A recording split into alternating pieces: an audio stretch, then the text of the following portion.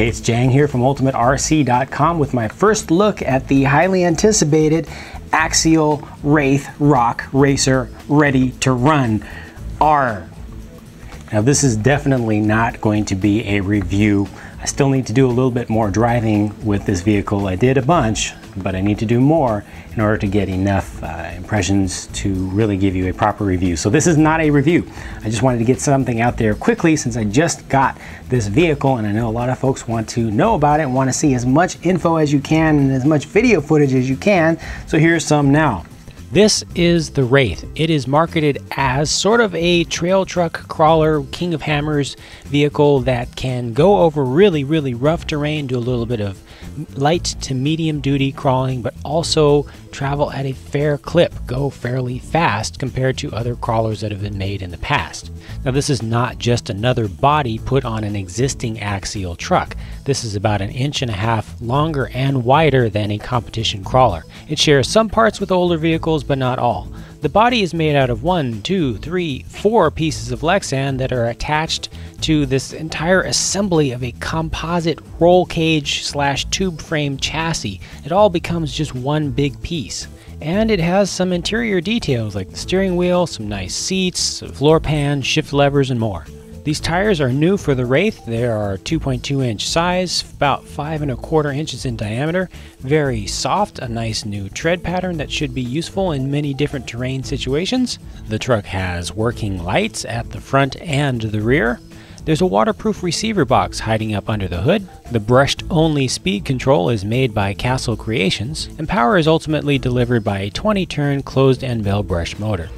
Now, while the Wraith is supposed to be able to handle high speeds, the whole idea of high speed is very relative. Also, the idea of handling high speed is subject to interpretation. Sure, just about anything can go fast in a straight line, but when it comes to turning, that's a different story. Like a pure crawler, the Wraith really comes into its own when it is going slow. But as a crawler, as a semi-realistic crawler at that, ready to run right out of the box, it actually does pretty decently. I'm sure a lot of the high-end professional competition level crawler guys out there would have a lot of problems with the handling characteristics of this truck, but for just a regular RCer who's just wanting to play around, I have no complaints. Here are some more sights and sounds of the Axial Wraith.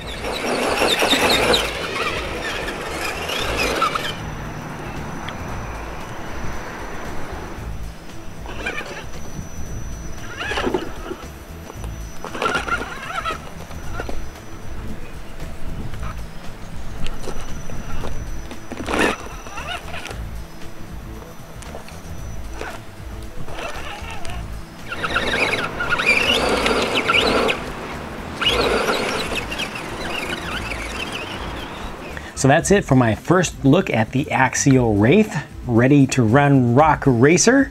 And be sure to stay tuned for my initial review that'll be coming up, and depending upon how long that I end up keeping this truck, which may be a little while, we'll probably do more of a longer term review of it, looking at some of the upgrades that I will do over time, and just kind of giving a little bit more of just my feel of the truck as far as its durability is concerned and how it is, just holding on to it for a little while longer.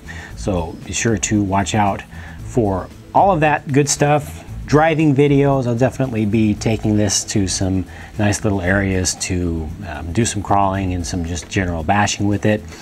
And of course, as always, you've got the Rock Crawling Forum at ultimaterc.com, where you can post up your questions and comments. So be watching for the Axial Wraith threads right there, and I will talk to you again very soon. Bye.